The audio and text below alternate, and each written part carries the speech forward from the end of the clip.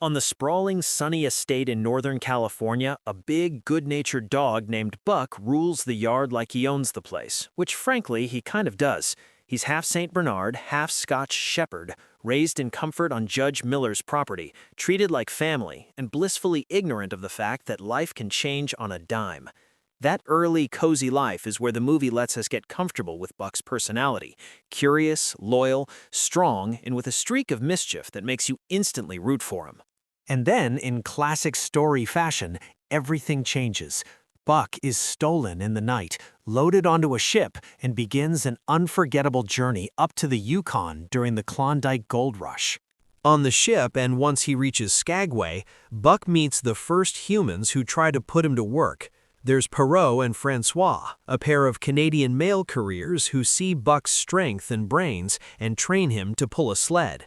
It's crude at first, dogs in harness, yelping and adjusting to the cold, but Buck is quick. He learns the ropes the old-school way, by being pushed, prodded, and then proving himself.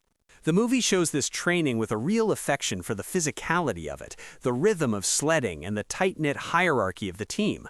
Buck is smart, and he quickly rises through the ranks. Still, you can see the wildness in him, moments when his eyes go far away and he hears something no one else can.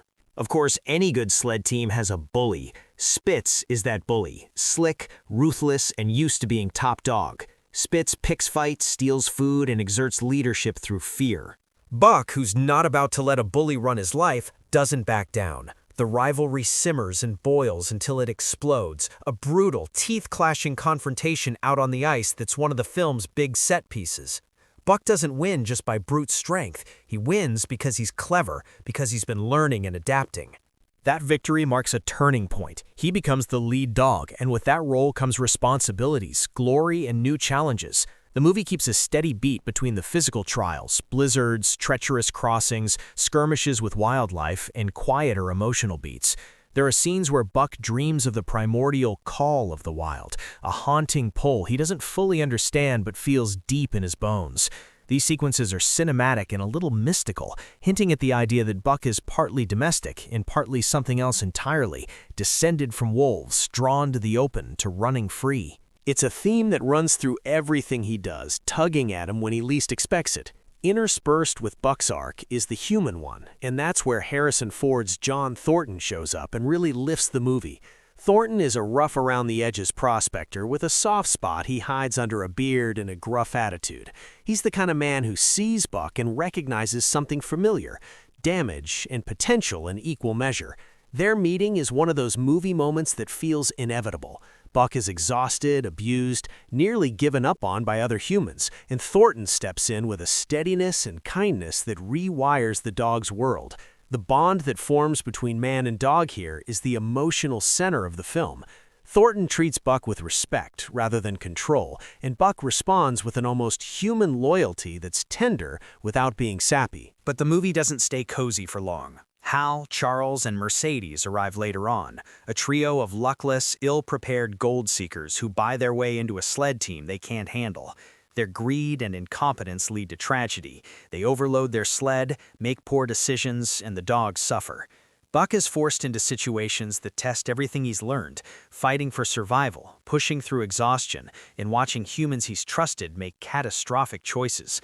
One of the film's tougher sequences shows the consequences of human folly on the natural world. Buck's instincts to protect his team and his people kick in hard as the conditions grow deadly. He saves lives in ways big and small, proving he's not just a pet, but a force of nature. And yet, all this hardship sharpens rather than blunts his awareness of the call. Around fires and under stars, Buck remembers his ancestors, imagines running with wolf packs, and feels that wildness grow louder. There's a beautiful middle stretch of the movie where Thornton and Buck live in a small, almost hermit-like existence, fishing, prospecting, and learning to trust one another completely.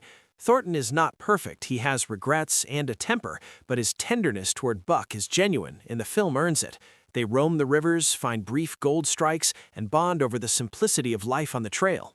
In these scenes, you really see why Buck chooses people like Thornton over the others. He's found someone who respects him as a companion, not a disposable tool. There's a quiet humor in their relationship, too. Little moments where Thornton's human stubbornness bumps into Buck's dog logic, and somehow they both end up better for it. As their partnership grows, so does the danger. The final act brings the film to a heartbreaking but inevitable climax. Thornton's search for gold and the skirmishes with local tribes culminate in violence. Without spoiling every detail, suffice it to say that Thornton makes choices born of loyalty and stubborn hope, and those choices lead to a deadly encounter.